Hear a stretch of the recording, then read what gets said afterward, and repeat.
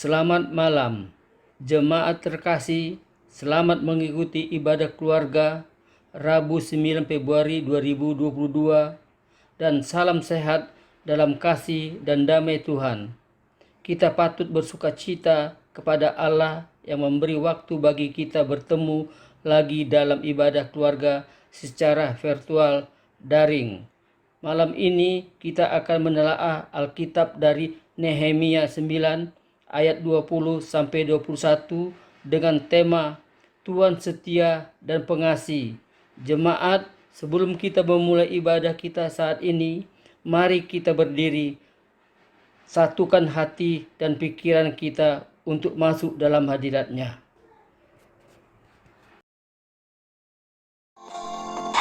Pujilah Tuhan, hai jiwaku, pujilah namanya yang kudus segenap batinku.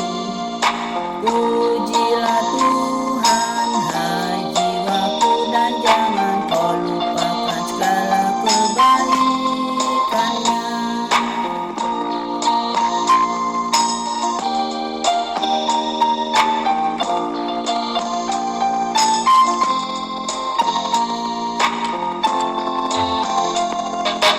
Setinggi langit di atas bumi, demikianlah kasih Tuhan bagi umat-Nya. Dia jauhkan segala pelanggaran kita dan hidup kita selamanya. Ya Bapa kami di dalam surga, pada malam yang indah ini kami memohon padamu Bapa. Di malam-malam ini kami mengadakan ibadah keluarga GPIB Sakakala. Tuhan, bukalah hati kami untuk dapat mengikuti ibadah dari awal sampai akhir. Tuhan yang baik, bimbinglah Ibu Pendeta Esterina Manisiwa untuk melayani ibadah di malam ini dan berilah roh hikmat padanya. Dan serta juga pada keluarga-keluarga yang mengikuti ibadah melalui virtual atau daring. Tuhan, berilah kemudahan pada kami jaringan internet yang ada dan jauhkanlah gangguan-gangguan. Bapak yang baik, dengarlah doa kami yang kami sampaikan di dalam nama anak-Mu, Tuhan Yesus Kristus yang hidup. Amin. Mazmur berbalasan. Mazmur 146 ayat 1 sampai 10. Haleluya. Pujilah Tuhan, hai jiwaku, Aku hendak memuliakan Tuhan selama aku hidup. dan bermazmur bagi Allahku selagi aku ada.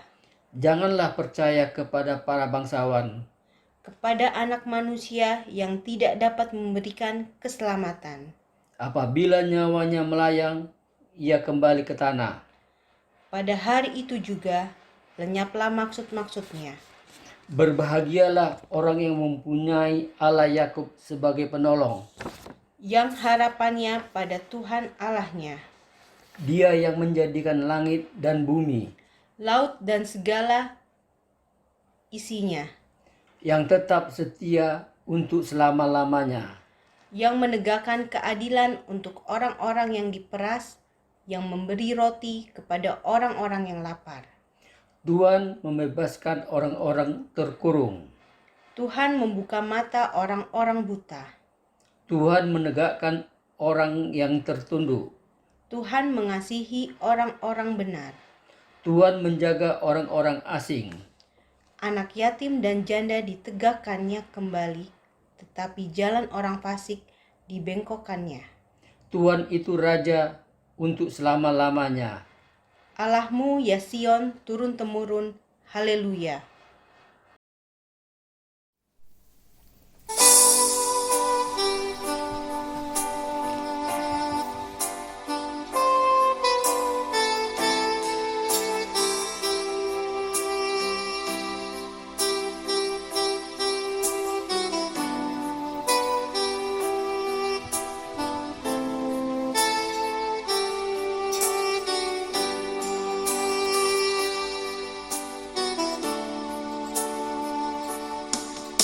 Siapkan hatiku Tuhan, menyambut firman-Mu.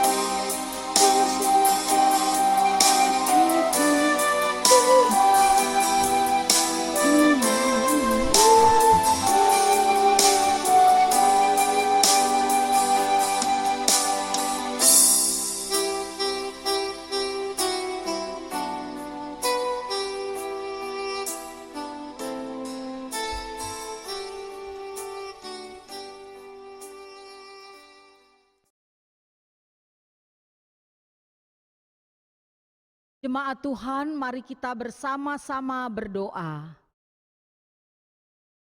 Ya Allah Bapa pencipta langit dan bumi dan segala isinya, kami anak-anak-Mu saat ini siap untuk mendengarkan firman Tuhan.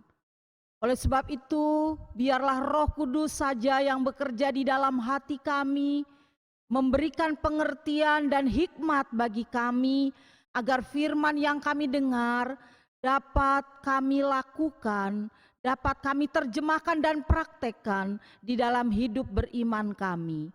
Urapilah juga hamba-Mu yang akan menyampaikan kebenaran firman Tuhan ini.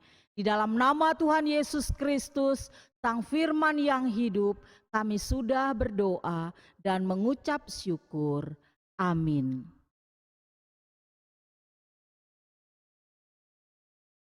Jemaat Tuhan, marilah kita bersama-sama berdiri untuk mendengarkan firman Tuhan yang dibacakan dari Alkitab, yaitu dari kitab Nehemia pasalnya yang ke-9 ayat 20 dan 21.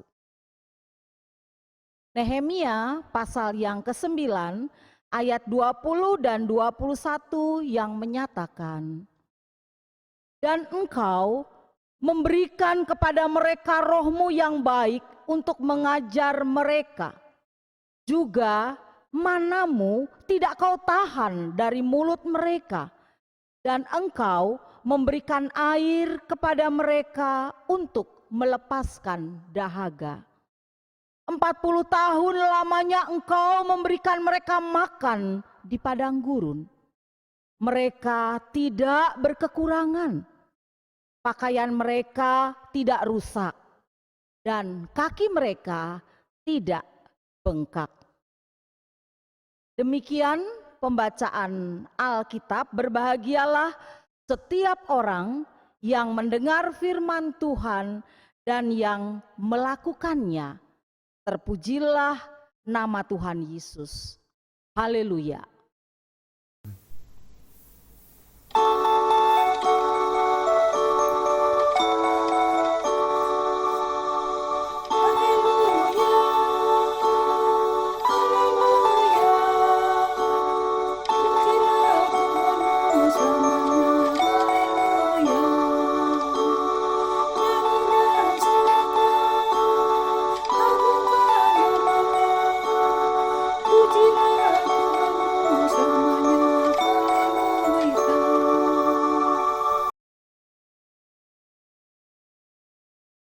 Bapak, Ibu, Saudara yang dikasihi Allah di dalam Tuhan Yesus Kristus, pada malam hari ini kita akan mendengarkan firman Tuhan yang terdapat di dalam Nehemia 9 ayat 20 dan 21. Jika kita membaca buku Sabda Gunadarma, Sabda Guna Krida atau Sabda Bina Umat yang Malam, itu judulnya Tuhan Setia dan Pengasih. Sebelumnya, saudara-saudara, kita akan melihat siapa itu Nehemia. Nehemia adalah seorang nabi yang hidup pada masa pembuangan di Israel. Dan kemudian Nehemia diberikan tugas oleh Tuhan untuk memimpin bangsa Israel, untuk membangun kehidupan mereka kembali setelah mereka pulang dari pembuangan. Dan kitab Nehemia ini di dalam tradisi Yahudi diasumsikan bahkan ditulis oleh Nehemia sendiri. Dan apa tugas Nehemia atau apa pekerjaannya? Nehemia melayani Raja Persia dengan jabatan non-spiritual sebelum dia memimpin bangsa Israel kembali ke Yerusalem untuk membangun kembali tembok-tembok atau kota-kota yang pernah mereka tinggalkan. Di bawah kepemimpinan Nehemia, Israel kembali disatukan untuk menuntaskan tujuan umat setelah mereka diizinkan pulang ke Yerusalem. Saat itu Nehemia bekerja sama dengan Ezra, berjuang untuk umat Allah, umat Tuhan, membangun kembali kehidupan umat Israel supaya lebih baik lagi. Terlebih lagi di dalam segi spiritualitasnya, dalam peribadahannya. Bagaimana Nehemia dan Esra memberikan semangat untuk ketika mereka kembali ke tanah air mereka, ke kampung halaman mereka tetap pada iman mereka yang semula. Spiritualitas mereka tidak goyah. Dan Nehemia di sini saudara-saudara, kalau kita melihat kinerjanya, dia adalah seorang pemimpin yang baik. Dia adalah seorang pemimpin yang berhasil. Kalau kita membaca di Nehemia 2, mari kita baca bersama-sama. Silahkan dibuka Bapak Ibu Saudara. Nehemia 2 ayat 11 dan 12. Yang di rumah silahkan boleh membacanya, saya akan membaca juga ya. Maka tibalah aku di Yerusalem sesudah 3 hari aku di sana. Bangunlah aku pada malam hari bersama-sama beberapa orang saja yang menyertai aku. Aku tidak beritahukan kepada siapapun rencana yang akan kulakukan untuk Yerusalem yang diberikan Allahku dalam hatiku. Juga tak ada lain binatang kepadaku kecuali yang kutunggangi. Jelas sekali saudara-saudara bahwa kebaikan atau bahkan juga keberhasilan Nehemia di sini, bahwa dia adalah seorang pemimpin visioner. Ya, pemimpin yang mengetahui dengan jelas apa misi atau tugas dan visinya. Tadi kita sudah baca Nehemia 2 ayat 11 dan 12. Jadi visi dan misi itu bukan semata-mata atas kemauannya sendiri, tetapi berpadanan dengan kehendak Allah. Mari kita baca di 12b. Aku tidak beritahukan kepada siapapun rencana yang akan kulakukan untuk Yerusalem yang diberikan Allahku dalam hatiku. Jadi hatinya tergerak ya ketika mengetahui dengan jelas, dengan fakta bahwa orang Israel di Yerusalem itu hidup sengsara, hidup merana. Bahkan juga hidup mereka itu sering kali diserang. Karena apa? Karena tembok Yerusalem itu sudah runtuh. Pintu-pintu gerbangnya itu sudah rusak. Tetapi Nehemia ini dia tidak berlangsung bertindak dengan gegabah, tidak. Tetapi dia membawa setiap persoalan atau permasalahannya itu kepada Tuhan di dalam doa. Dia berdoa untuk bangsanya. Dan dari Tuhan dia mendapatkan visi dan misi untuk menyelamatkan bangsanya dan membangun kembali tembok-tembok Yerusalem yang telah runtuh. Kemudian yang kedua, selain tadi dikatakan pemimpin yang baik dan berhasil, terlihat bahwa dia adalah seorang pemimpin yang tidak egois. Nehemia adalah pemimpin yang melibatkan banyak orang atau melibatkan orang-orang yang ada di sekitarnya. Teamwork-nya luar biasa. Dia tidak bekerja seorang diri, melainkan bagaimana dia mampu memimpin tim kerjanya yang baik. Kita baca tadi pasal 2 ayat 12a. Bangunlah aku pada malam hari bersama-sama beberapa orang saja yang menyertai aku. Bersama-sama. Jadi tim kerja inilah yang menyertai dia. Ya, ketika mau mengajak umat Israel untuk membangun kembali tembok Yerusalem. Survei ke lapangan, ya, punya planning, punya perencanaan, lalu kemudian pelaksanaan pekerjaan itu dikerjakan bersama dengan orang lain. Hanya tadi saya katakan teamwork-nya luar biasa. Kemudian yang ketiga, dia adalah pemimpin yang mau berada di lapangan. Artinya dia tidak omdo. Dia tidak hanya omong saja. Tidak sekedar perintah kamu kerja ini, kamu kerja itu. Sementara dia pangku tangan.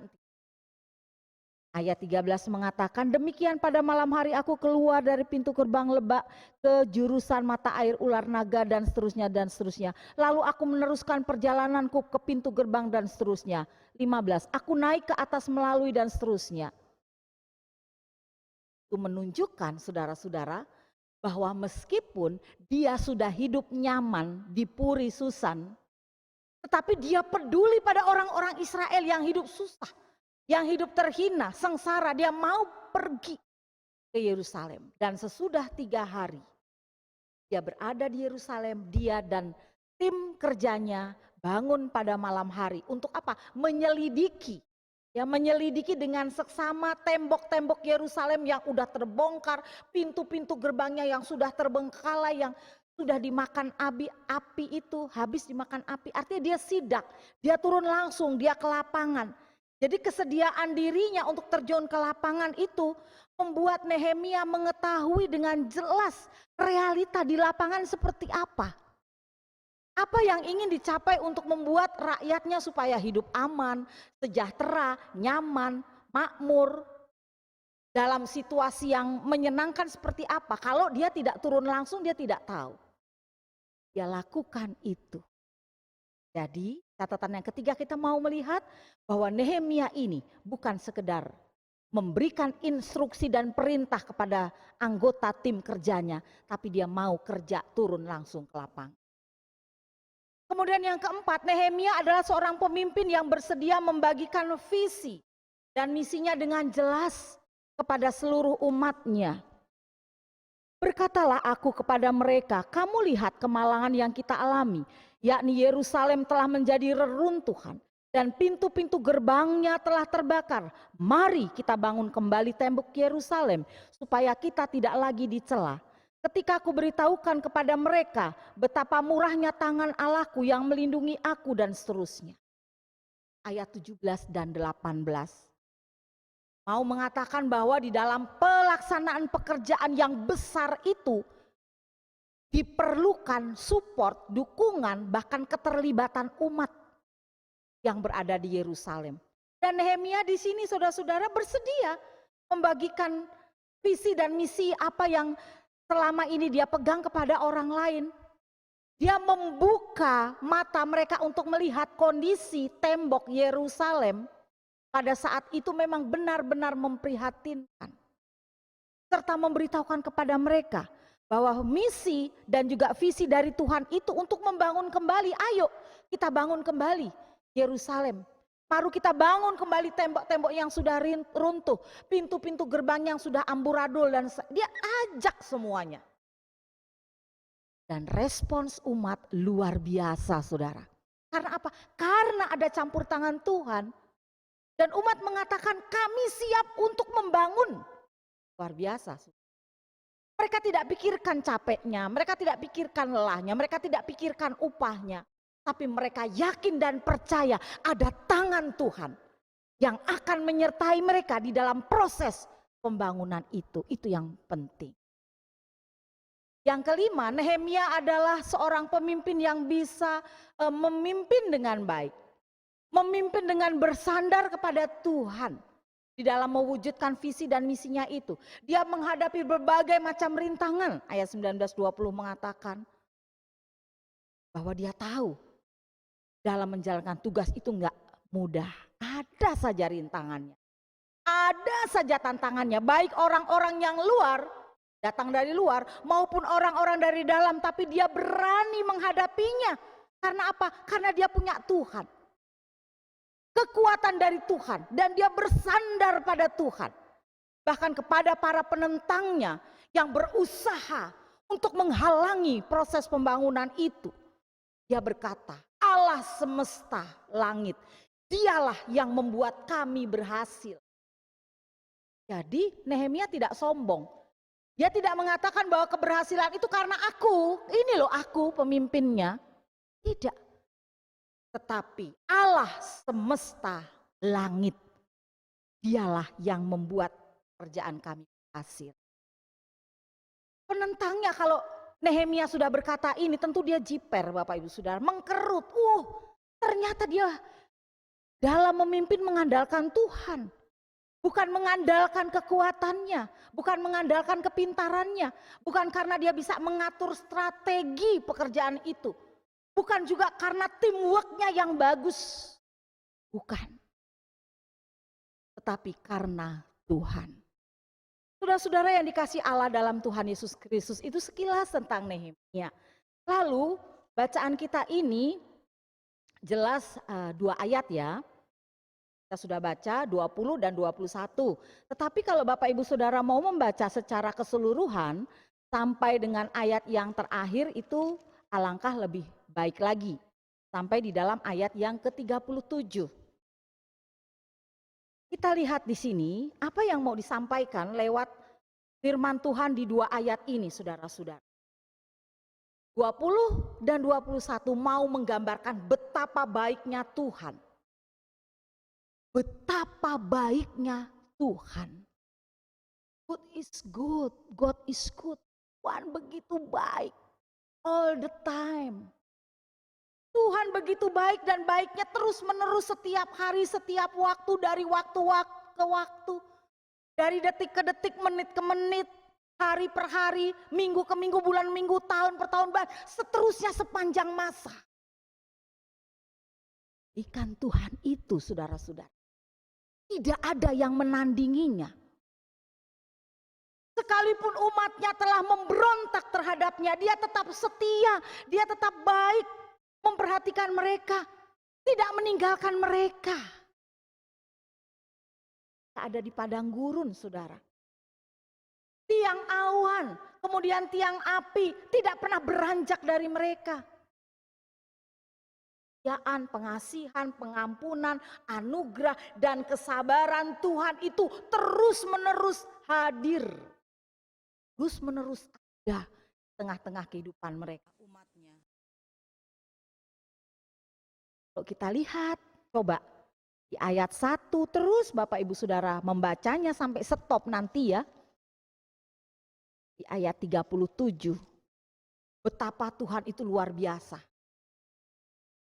Umat memberontak, tapi lewat pengasihan Nehemia minta sama Tuhan. Tuhan kasihani mereka, Tuhan mengasihani lagi mereka. Dengar-dengaran kepada mereka, tapi kemudian memberontak lagi. Begitu terus menerus Bapak Ibu Saudara. Kalau kita ya sebagai manusia, Bapak Ibu Saudara kan orang tua di sini kalau pernah mengalami kenakalan anak di rumah. Hati satu kali, masih nakal. Kita masih ada pengampunan. Oke, jangan ulang untuk kedua kali. Kedua kali masih dia tetap nakal. Ini yang terakhir ya, orang tua bilang gitu. Ini yang terakhir ya, sekali lagi kamu berbuat nakal, awas. Nah gitu kan, orang tua udah mulai ngancem nih, awas. Yang tak dapat uang transport, yang nanti distrap, yang nanti HP-nya disita dulu. Gak bisa pegang HP, repot kan kalau gak bisa pegang HP, gak bisa pegang laptop. Mau belajar dari mana? Zaman sekarang semuanya serba seperti itu, online-onlinean. Tapi kalau sudah disita orang tua, ada saatnya saudara-saudara kemudian orang tua hilang kesabaran. Marah sama anak. Mungkin dipukul pantat, pahanya dipukul, dijewer telinganya. Atau itu tadi saya katakan distrap. Tuhan seperti itu juga kasihnya. Ketika dia satu kali berbuat salah, satu kali berbuat dosa, melanggar, Tuhan ampuni. Lewat Nehemia, ayo Tuhan, kebaikan Tuhan, tolong berikan kepada umat-Mu Tuhan. Kesetiaan Tuhan terhadap umat sepanjang masa yang terus-menerus berdosa, tolong Tuhan. Tuhan kasihani lagi. Saat perbudakan di Mesir, Tuhan membangkitkan Musa, memberikan Musa untuk menolong mereka keluar dari perbudakan, membawa mereka kemudian ke tanah Kanaan, tanah yang dijanjikan kepada nenek moyang mereka untuk mereka miliki. Apa baiknya Tuhan? Kemudian perjalanan padang gurun bukan perjalanan yang mudah. Tiap saat mereka diperhadapkan dengan musuh yang menghancurkan mereka. Namun kesetiaan Tuhan tidak pernah berkurang dan kekuatannya tidak pernah memudar. Sehingga musuh-musuh dikalahkan. Bukan Allah yang memimpin dengan keperkasaannya, dia pun menurunkan Taurat. Sebagai apa? Tuntunan hidup, petunjuk hidup kepada umat. Ketika mereka saat itu akan masuk, sudah menikmati tanah perjanjian Kanaan. Taurat itulah sebagai petunjuk hidup yang benar. Supaya mereka tidak melenceng ke kiri, tidak melenceng ke kanan. Tetapi kembali lagi mereka berbuat dosa. Mengingat lagi kebaikan Tuhan di masa lampau. mengingatkan umat, insaf lagi, sadar lagi. Tetapi umat terus-menerus berbuat dosa. Mereka berkumpul, mereka menghabiskan hari-hari mereka, saudara-saudara, untuk bagaimana ini? Mencari keselamatan. Karena Musa tidak turun dari gunung. Entah apa yang diperbuat oleh Musa, kata mereka. Mereka bersungut-sungut. Mereka bilang sama Harun, buatlah patung anak lembu emas. Untuk kami bisa sembah, untuk kami bisa percayai. Musa lama tidak turun-turun. Harun mengikuti mereka.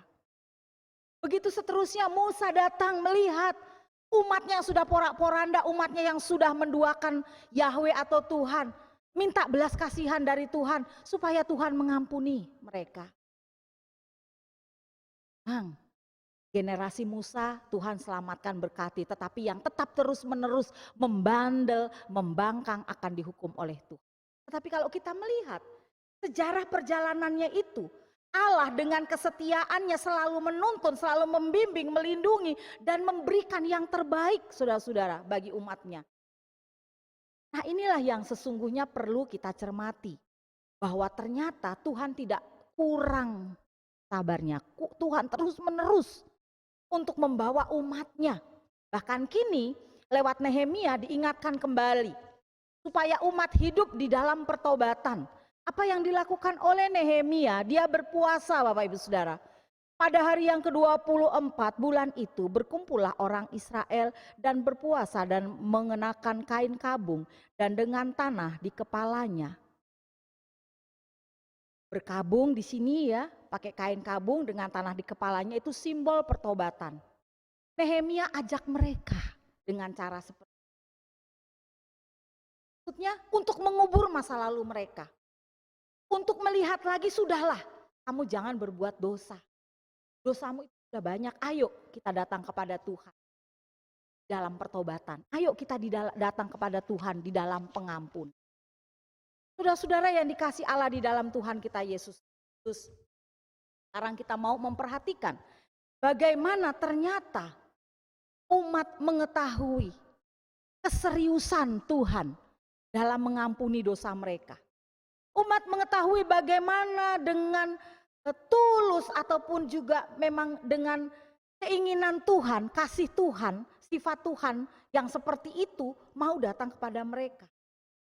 Kegagalan mereka, dosa mereka, pelanggaran mereka, pengakuan dosa mereka, pengakuan dosa umat di sini dikatakan akan membawa satu pemahaman bahwa sesungguhnya ini Tuhan sudah begitu baik. Kurang baik apa loh Tuhan terhadap diriku, terhadap diri kami. Oleh sebab itu mari menurut Nehemia, mari kita datang kepada Tuhan.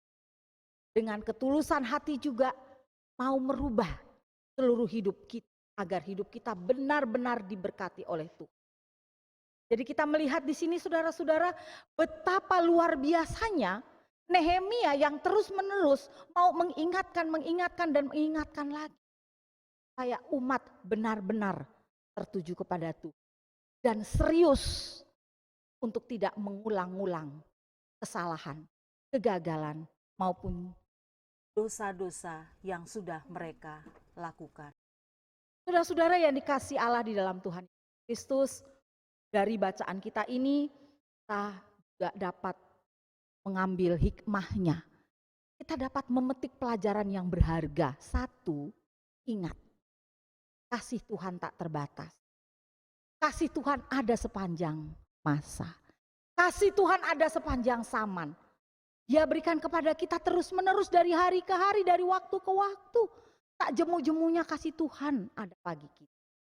Jadi yang kedua catatan, kalau Tuhan itu begitu mengasihi, maka sesungguhnya kasih Tuhan yang luar biasa itu harus kita sambut dengan kasih Tuhan yang maha pengasih dan pengampun itu harus kita respons dengan sungguh-sungguh.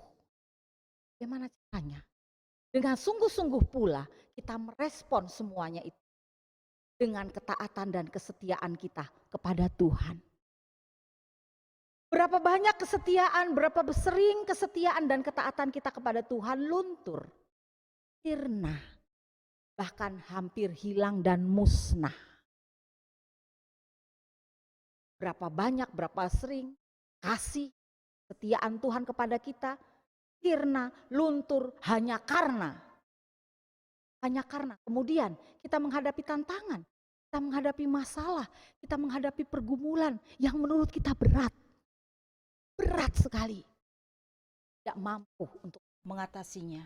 Kita tidak mampu menghadapinya, lalu kemudian kita cari jalan keluar, kita cari jalan pintas yang lain di luar Tuhan. Banyak itu kita lakukan. Kita tidak datang kepada Tuhan mohon ampun, kita tidak datang Tuhan untuk kemudian mengingatkan Tuhan, ingatkan saya. Tuhan tegur saya kalau saya bersalah. Tuhan ingatkan saya kalau saya mengulang dosa-dosa saya. Tidak ke situ, justru kita pergi ke tempat yang lain. Kita mencari pelarian. Bahkan mungkin saudara-saudara, kalau kita tidak kuat menghadapi tantangan, persoalan, pergumulan yang berat ini, pergi ke orang pintar, pergi ke dukun. Karena kita menganggap, biar cepet, instan, pergi aja ke dukun, pergi aja ke orang pintar, selesai. Firman Tuhan di catatan yang kedua mau mengatakan, Tuhan begitu setia dan pengasih, maka kita dituntut untuk lebih setia dan lebih mengasihi Tuhan. Yang ketiga, kita diajak bersama-sama untuk melihat sejauh mana doa yang sudah kita naikkan kepada Tuhan merupakan refleksi perjalanan hidup kita bersama.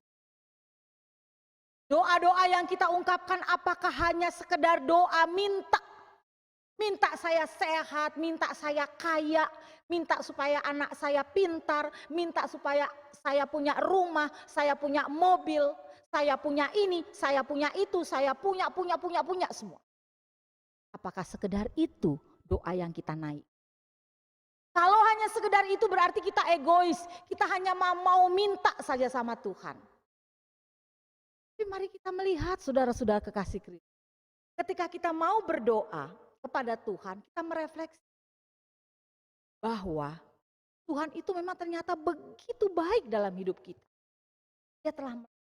Dia telah menuntun kehidupan kita dari hidup kita yang dulu, dari hidup kita yang mungkin kita bilang, hidup saya dulu nggak ada apa-apanya, segini ya belum punya itu. Lalu kemudian bahwa hidup saya hingga saat ini sampai hari ini. Atau hanya sekedar kita melihat ke belakang. Dulu Tuhan, saya nih nggak bisa pakai baju bagus seperti ini, nggak bisa nenteng tas mahal, ya. Bahkan nggak bisa saya nyekolahin anak saya ke luar negeri. Refleksikan. Kalau sekarang saya bisa semua seperti itu karena Tuhan.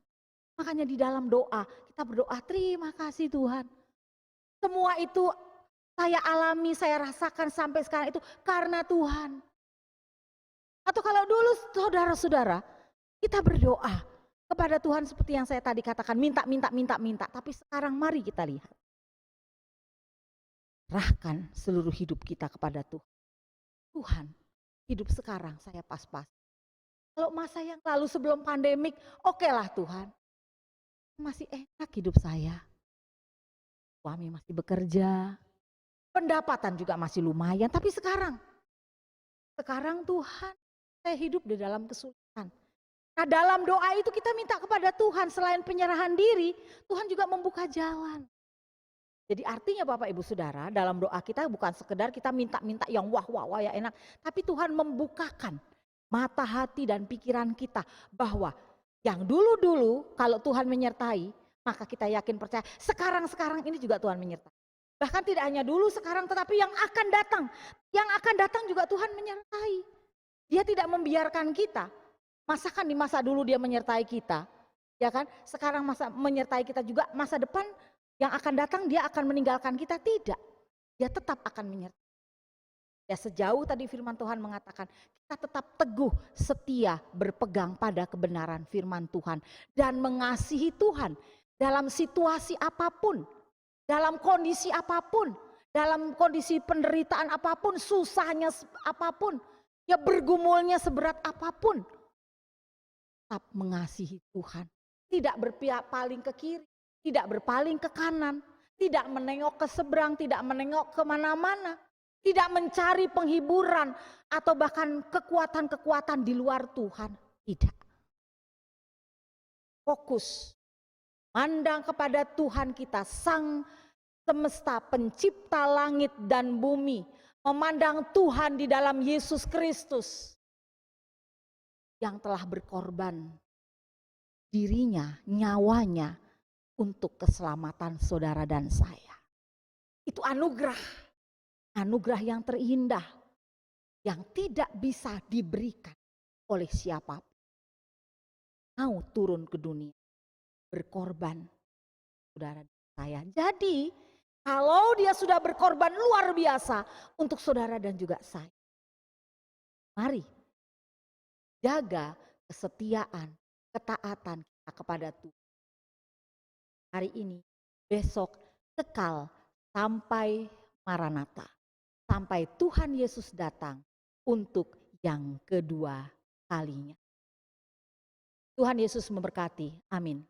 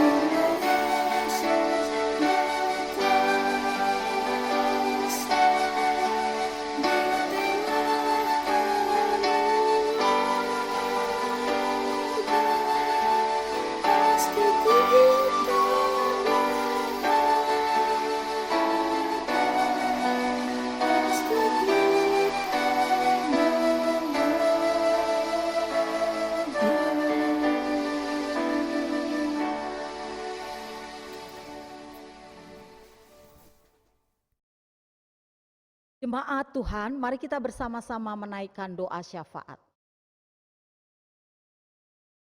Allah Bapa Sorgawi, yang kami kenal di dalam nama Tuhan Yesus Kristus, kami mau berdoa untuk firman Tuhan yang sudah kami dengar.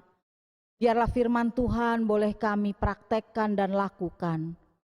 Kami boleh tetap setia selalu kepada Tuhan. Kami boleh taat di dalam peribadahan kami. Kami boleh selalu mengasihi Tuhan dalam situasi apapun. Bahkan dalam situasi terburuk sekalipun kami tidak meninggalkan Engkau. Kami berdoa untuk bangsa dan negara Indonesia. Kami bawa setiap persoalan dan permasalahan negara kami kepada Tuhan melalui para pemimpin yang Tuhan telah pilih. Kami berdoa juga untuk pelayanan gereja Tuhan di atas muka bumi ini, di dunia, di mana-mana di masa pandemik, melalui metode dan cara gereja mereka masing-masing melakukannya. Berikan juga kemampuan, berikan kami semangat setiap pelayan-pelayan Tuhan untuk tetap mengabarkan Injil dan berita sukacita. Dan bagi kami jemaat boleh selalu berpartisipasi di dalam kegiatan dalam bentuk apapun yang dilakukan atau dilaksanakan oleh gereja-gereja tersebut, termasuk gereja kami GPIB Sangkakala Jakarta.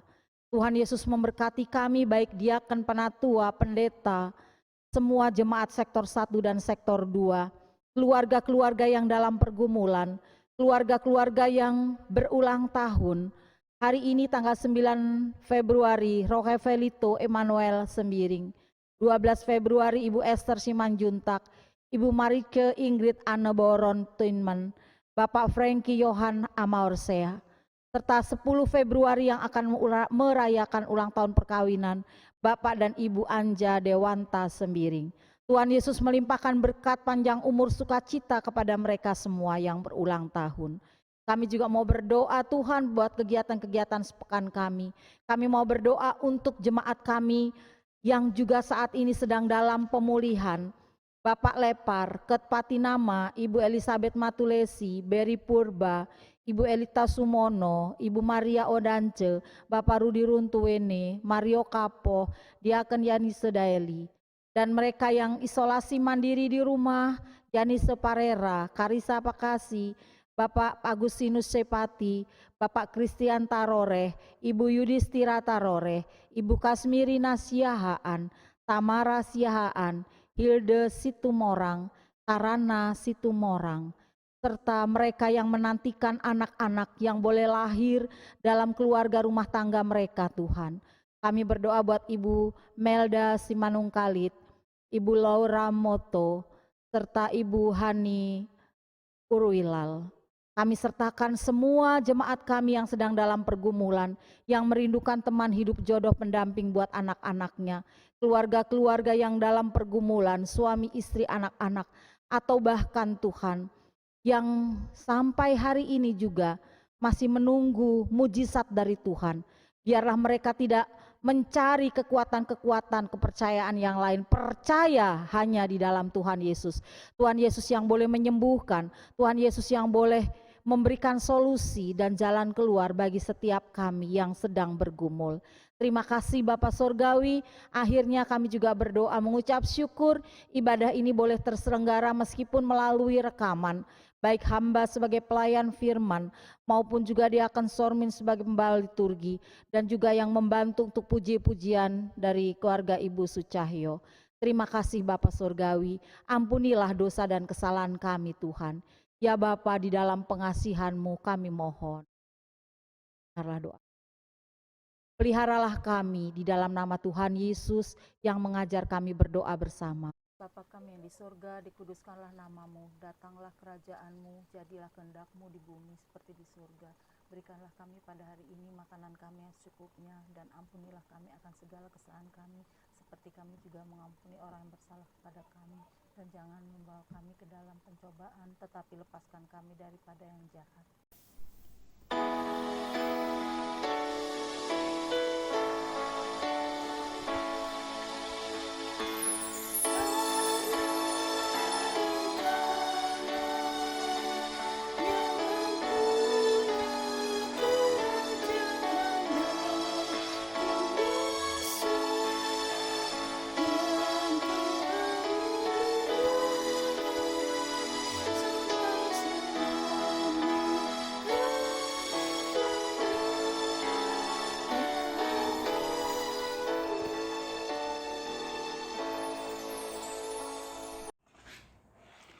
Pengucapan syukur.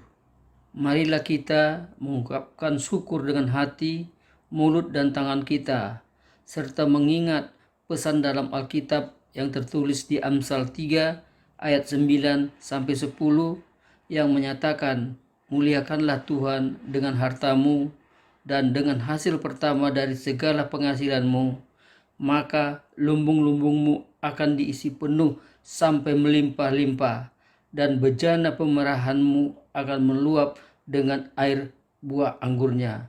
Tuhan memberkati saudara dan persembahan saudara.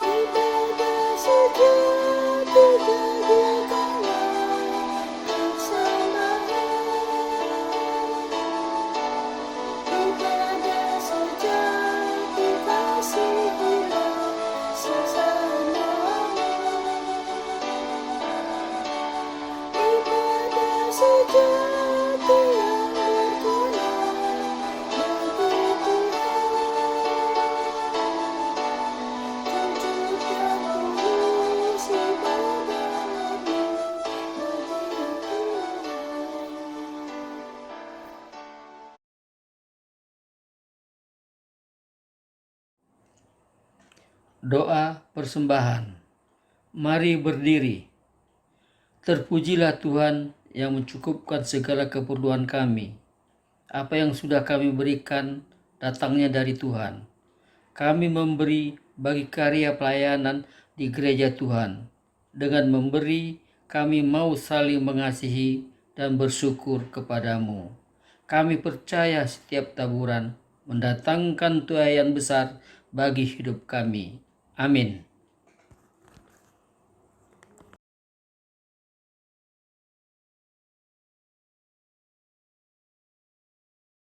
Jemaat Tuhan, mari kita bersama-sama merendahkan diri di hadapan Tuhan. Kita bersama-sama mengaku akan segala dosa dan kesalahan kita di hadapan Tuhan. Kita mohon ampun atas segala apa yang sudah kita lakukan. Tapi yakin dan percayalah, Tuhan selalu setia, bahkan tetap setia. Dan mengampuni setiap orang yang mau datang dan berserah kepadanya.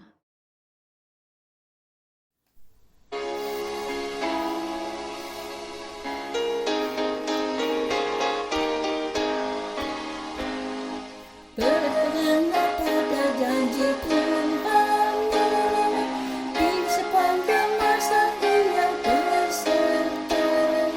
Angkatlah pujian-pujian, berpeganglah pada janji-Nya. Jangan pindah, berpeganglah pada janji Juru Selamat.